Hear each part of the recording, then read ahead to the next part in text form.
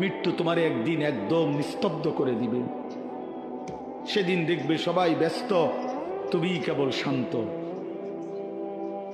সেদিনও দোকান খুলবে, সেদিনও রোদ উঠবে,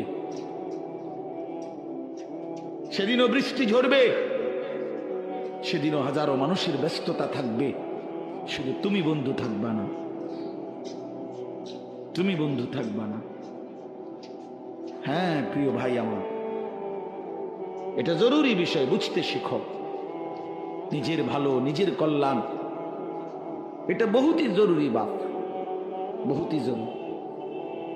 যাই হোক, আমি লম্বা করে ফেলছি আমার কথা।